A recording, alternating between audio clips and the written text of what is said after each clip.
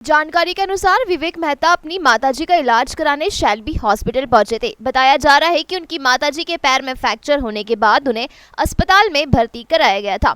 परिजनों का आरोप है कि इलाज के दौरान मरीज को गलत दवाइयां और इंजेक्शन दिए गए, जिससे उनकी तबीयत लगातार बिगड़ती चली गई। परिजनों ने यह भी आरोप लगाया कि इलाज कर रहे डॉक्टर योगेश शाह की ओर से अब मरीज को अस्पताल से डिस्चार्ज कराने के लिए दबाव बनाया जा रहा है। विवेक मेहता का कहना है कि अस्पताल प्रबंधन द्वारा उन्हें शाम 5 बजे तक मरीज को डिस्चार्ज कराने का अल्टीमेटम दिया गया और ऐसा नहीं करने पर जबरन डिस्चार्ज करने की बात कही गई। वहीं जब इस पूरे मामले को लेकर अस्पताल प्रबंधन और डॉक्टरों से चर्चा की गई तो उनका पक्ष अलग नजर से आया। अस्पताल प्रबंधन का कहना है कि मामले की गंभीरता को देखते हुए उन्हें स्वयं पुलिस को सूचना दी थी, जिसके बाद पुलिस मौके पर पहुंची और दोनों पक्षों को शांत कराया। डॉक्टर योगेश शाह ने अपने ऊपर लगाए गए सभी आरोपों को खारिज करते हुए कहा कि मरीज को कोई गलत इंजेक्शन या दवाई नहीं दी गई। डॉक्टर्स का कहना है कि मरीज को सामान्य उपचार और जरूरी दवाइयां ही दी गई थी। उन्होंने आरोप लगाया कि मरीज का बेटा अनावश्यक रूप से विवाद बढ़ाकर डॉक्टरों पर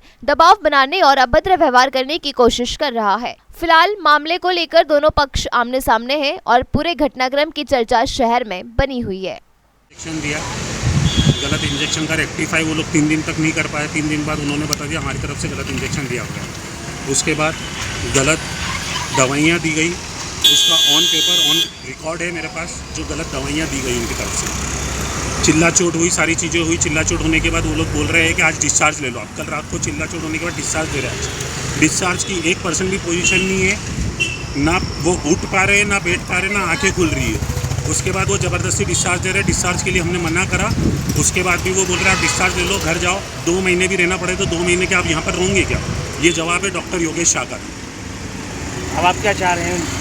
हम यही चाह रहे हैं कि डिस्चार्ज किस कंडीशन में दे रहा है। अभी तक कितना खर्चा आ चुका है आपका?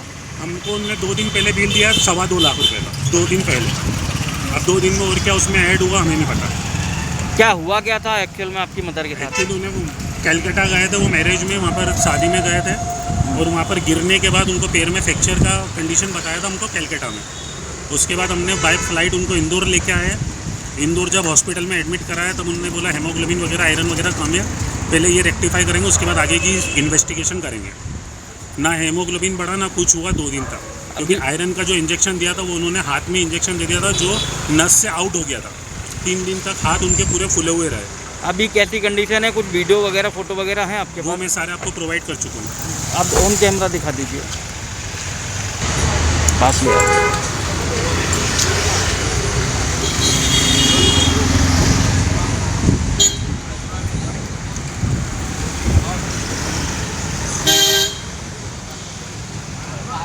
तो मैं आपको ये बताना चाहूँगा कि शेल्बी हॉस्पिटल पिछले 10-11 सालों से निरंतर जो है मरीजों की सेवा कर रहा है। कोविड टाइम में आप सब लोगों ने भी, मीडिया कर्मियों ने भी अपना, बहुत सारे लोगों का इलाज भी हुआ है और जो बेस्ट ट्रीटमेंट करने की कोशिश करते हैं वो किया है। इस दौरान इस मरीज जो मेहता जी की बात चल रही है, मरीज से जो है मैं भी मिला था और अच्छे से बात करने वाली स्त्री हैं, पर इनके साथ में जो परिजन थे उनका एक्सपेक्टेशन शायद कुछ ज़रूरत से ज़्यादा था, तो उसकी वजह से उनको हर चीज़ में, हर कदम पे एक रिक्वायरमेंट होती थी।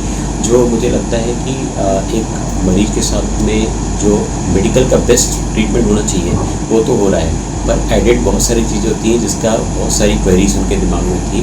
धीरे धीरे जो जब मिलते थे सॉल्व करते थे। हमारे यहाँ जितने मरीज रहते हैं उनको कोई भी यदि दिक्कत होती है तो क्वेश्चन पूछे जाते हैं और उसका सॉल्यूशन दिया जाता है। और सब लकीली उनका इलाज तो senior most physician doctor Yogesh Shah से चल रहा था। अब इस दौरान बहुत सारे मरीज एडमिट थे, करीब 130 मरीज एडमिट थे, पर उन लोगों को किसी को समस्या नहीं हो रही। सर, जैसे कि आपके ड्यूटी डॉक्टर